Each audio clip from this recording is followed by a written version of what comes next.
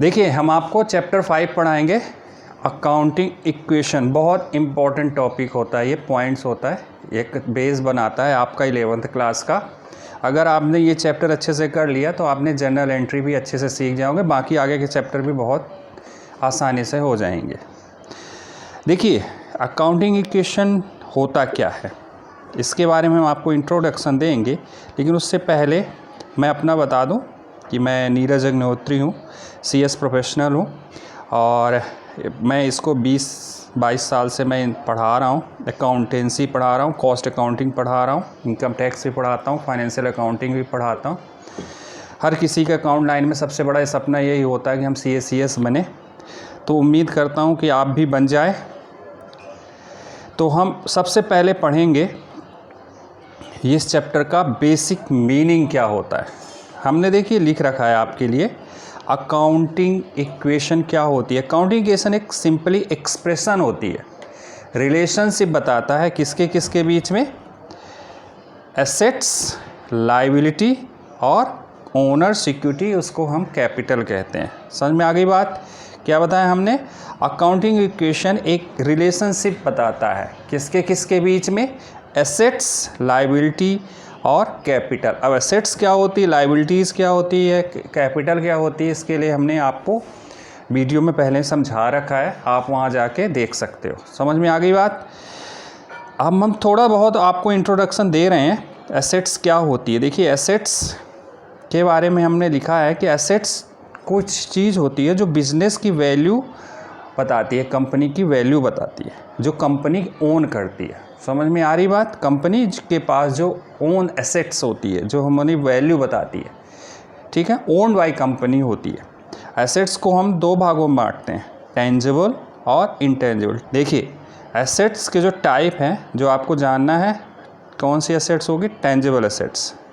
सबसे पहले आपको पढ़ना क्या है, टेंजिबल एसेट्स। टेंजिबल एसेट्स का मतलब ये होता है ऐसी एसेट जिनको आप टच कर सकते हो, सीन कर सकते हो, देख सकते हो। समझ में आ रही बात? एग्जाम्पल के तौर पे आप कंपनी के पास जो एसेट्स होती है, बिल्डिंग होती है, मशीनरी होती है, कार भी होती है, लैंड भी होती है, जिनको आप छू सकते हो, देख सकते हो। आप एग्जाम्पल के तौर पे लिख सकते हो, जैसे कि कंपनी के पास है लैंड है, बिल्डिंग है, प्लांट है, मशीनरी है, लैंड है, बिल्डिंग है, ठीक है ना। इसके बाद हम आपको बताएंगे इनटेंजिबल एसेट्स। इनटेंजिबल एसेट्स वो एसेट्स होते हैं जिनको आप छू नहीं सकते, देख नहीं सकते, जैसे कि ट्रेडमार्क होते हैं, पेटेंट्स होते हैं और गुडविल भी होती है, कंप्यूटर सॉफ्टवेयर भी होते हैं। ये सारी चीज़ें हमारी क्या होती हैं, इनटेंजिबल एसेट्स होती हैं। क्लियर है? अब इसके बाद हम आपको बताएंगे, क्योंकि हमारा अकाउंटिंग इक्वेशन का जो बेस है वो क्या है, assets equal to liability plus capital. तो हम जान जाए थोड़ी बहुत लायबिलिटी क्या होती है। लायबिलिटी क्या होती है, जो कंपनी की एग्जिस्टिंग डेट्स होते हैं, ऑब्लिगेशन होती है। लायबिलिटी मतलब कंपनी की जो जिम्मेदारी है, जो कंपनी को पे करना है। समझ में आ रही बात? लायबिलिटी जो थर्ड पार्टी को पे की जाती है उसे कहते हैं लायबिलिटी। लायबिलिटी मतलब आपको जो पे करना है। लायबिलिटी में जो सपोज करिए ये कंपनी है आपकी और इस कंपनी को पे करना है, इस व्यक्ति को जो कुछ भी पे करना है उसे क्या कहेंगे, लायबिलिटी। डन। लायबिलिटी के बाद हम कैपिटल जानते हैं। कैपिटल बेसिक डेफिनेशन, कैपिटल वो होती है जो बिजनेस का ओनर बिजनेस को चलाने के लिए बिजनेस में लगाता है। वो कैश भी लगा सकता है, कुछ एसेट्स भी दे सकता है। तो ये सारी चीज़ें हमारी क्या हो जाती हैं, कोई एसेट्स लगा देता है शुरू के बिजनेस में ताकि हमारा बिजनेस चलता रहे, कंटिन्यू चलता रहे, उसी को कहते हैं हम कैपिटल। ठीक है, डन। जैसे कंपनी के केस में जो शेयर होल्डर्स होते हैं वो पैसा लगाते हैं कंपनी को चलाने के लिए, और अगर आप कोई फर्म है तो उसको चलाने के लिए उसके प्रोप्राइटर होते हैं, जो मालिक होते हैं, वो लगाते हैं। डन। इतनी बात में क्लियर है ना? चलिए अब हमको अकाउंटिंग इक्वेशन में हमने आपको सबसे पहले बताया है कि एक इक्वेशन होती है, जो हमने इक्वेशन आपको शुरू में दिखाई क्या होती है, इक्वेशन होती है, assets equal to liability plus capital. ये इक्वेशन के बेस में हम करेंगे क्वेश्चन। समझ में आ गई बात। एसेट्स में बहुत सारी एसेट्स होती हैं, लायबिलिटी भी बहुत सारी होती हैं, ठीक है। तो देखिए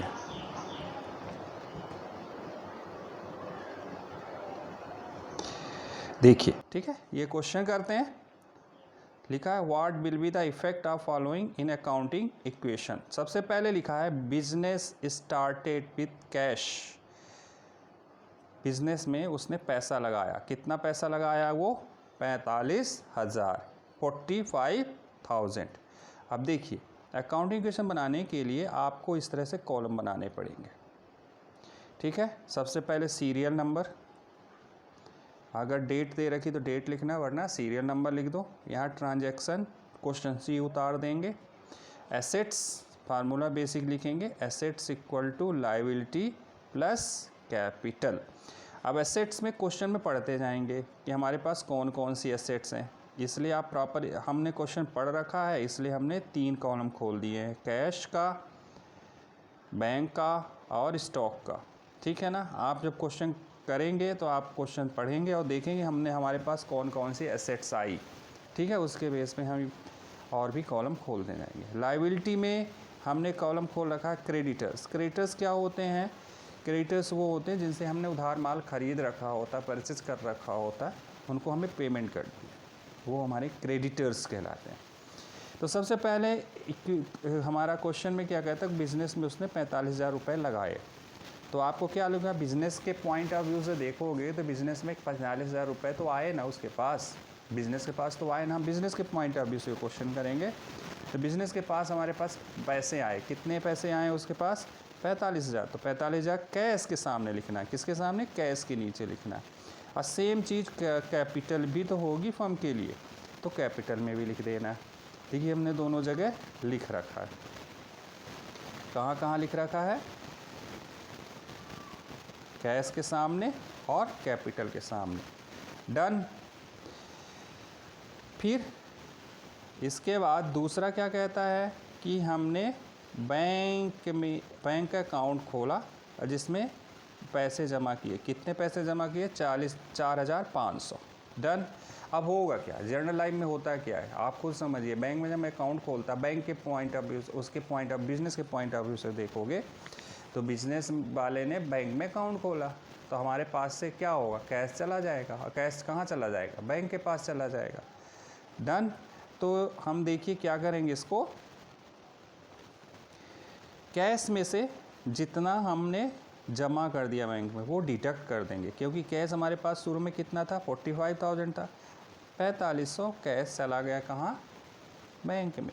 और कहाँ चला गया, बैंक में चला गया। तो एक कॉलम हमने खोला बैंक का, और बैंक में देखिए हमने लिख दिया कितना, 4,500, ठीक है। अब हम ये चेक करेंगे कि हमने जो ये अकाउंटिंग क्वेश्चन कर रहे हैं ये assets equal to liability plus capital है कि नहीं है। ये जानने के लिए हम क्या करेंगे, न्यू इक्वेशन बनाएंगे। क्या बनाएंगे हम, न्यू इक्वेशन। तो देखिए न्यू इक्वेशन कैसे बनेगा, इसको हम लिख सकते हैं यहाँ पर न्यू इक्वेशन।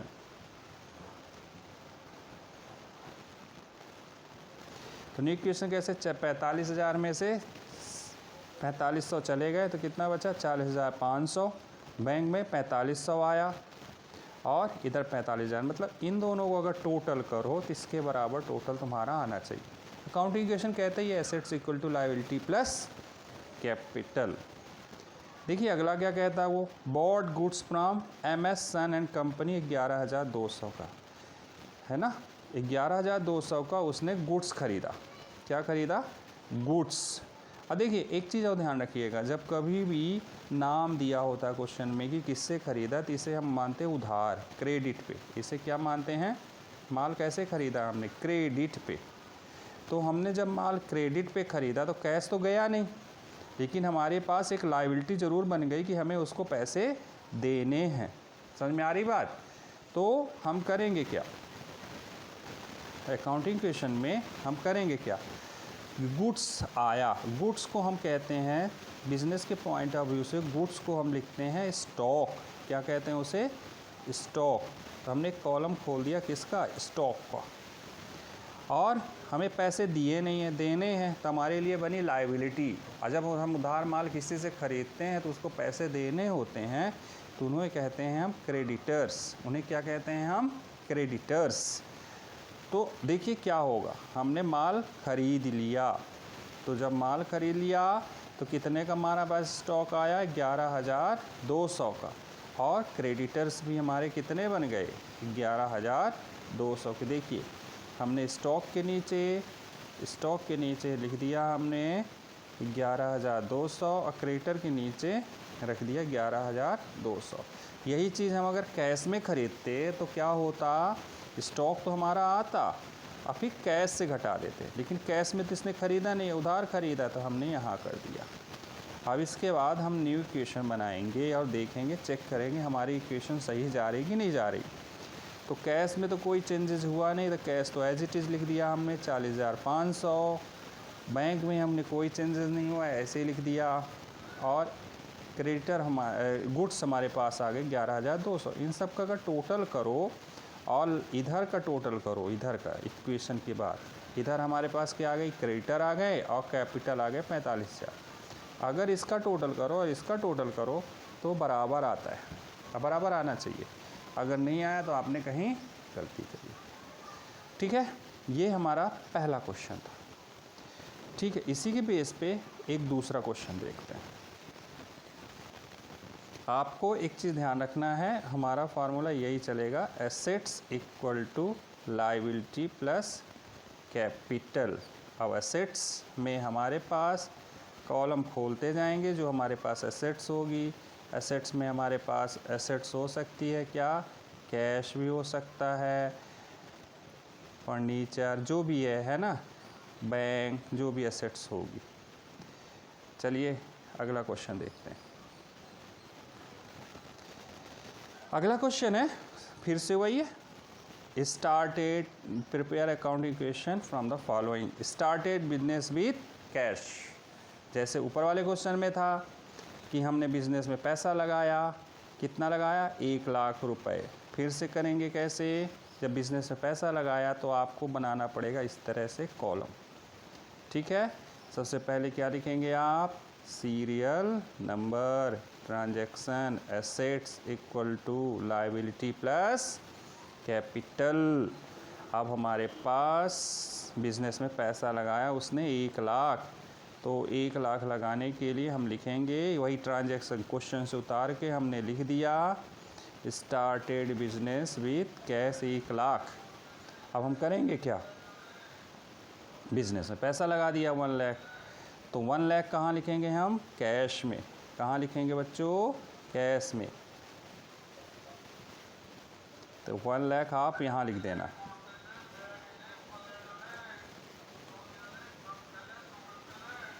ठीक है, और 1 लाख कहाँ लिख दोगे आप, कहाँ लिख दोगे, कैपिटल में।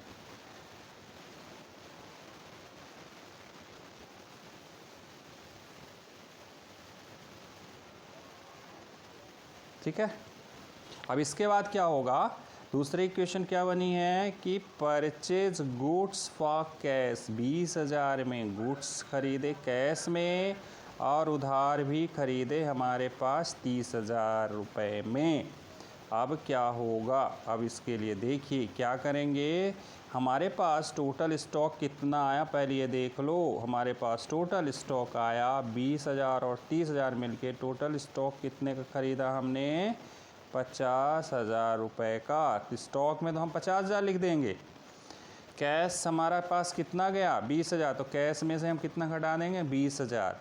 और जो उधार खरीदा थी हमारी लायबिलिटी बन गई, हम लिख देंगे कहाँ, क्रेडिटर्स में। कहाँ लिख देंगे, क्रेडिटर्स में। तो देखिए हम जब बनाएंगे तो लिखेंगे स्टॉक, देखो ये वाला है तो स्टॉक में लिख देंगे हम, स्टॉक में लिख देंगे हम कितना, 50,000। कितना लिख देंगे, 50,000। ठीक है, कैश से हमारे पास चला गया 20,000, तो हम ब्रैकेट में लिखते हैं। अकाउंट में कोई भी चीज़ अगर जो माइनस करनी होती है हम उसको ब्रैकेट में लिखते हैं। और उधार खरीदा तो हमारे पास कहाँ चला जाएगा, क्रेडिटर्स में।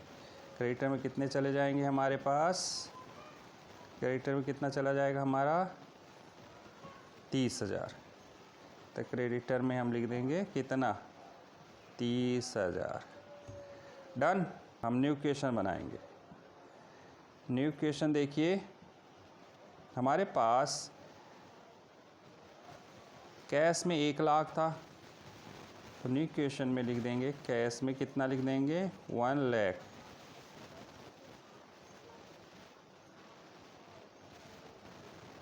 स्टॉक में कितना आ गया, 50,000। और क्रेडिटर में कितना आ गया, 30,000। ठीक है। अगला देखिए क्या कहता है वो, सोल्ड किया, गुड्स उसने बेचे। 10,000 का गुड्स बेचा और 15,000 का गुड्स बेचा, दोनों के गुड्स बेचे। ठीक है। और दोनों के गुड्स में उसने प्रॉफिट भी कमाया। अब प्रॉफिट कितना कमाया उसने, 20%। हमारे पास से स्टॉक गया कितना, देखिए हमारे पास से जो स्टॉक गया हमारे पास से 10,000 और 15,000। ये तो स्टॉक से हम कर देंगे इसको माइनस। स्टॉक से हमारे पास कितना चला गया, 10 और 15 यानी 25,000 तो हमारे पास स्टॉक से चला गया। प्रॉफिट कितना है, 10,000 और 15,000, दोनों को जोड़ लिया 25,000। दोनों में प्रॉफिट कितना बोला है वो 20%। प्रॉफिट कितना बोला है वो 20%। तो प्रॉफिट निकालेंगे हम 20%। 25,000 का 20% कितना होगा, 25,000 का 20% जो होगा वो होगा हमारा 5,000। तो हम करेंगे कैसे, स्टॉक में से हम माइनस करेंगे कितना, 25,000। तो स्टॉक में से हम माइनस कर देंगे कितना, 25,000। ये आया ब्रैकेट में। ठीक है। प्रॉफिट कितना हुआ हमारा, प्रॉफिट हुआ 5,000। तो प्रॉफिट हुआ, लॉस हुआ, उससे हमारी क्या होती, कैपिटल बढ़ जाती है। तो कैपिटल हमारी बढ़ गई 5,000 से, तो कैपिटल में प्लस कर देंगे।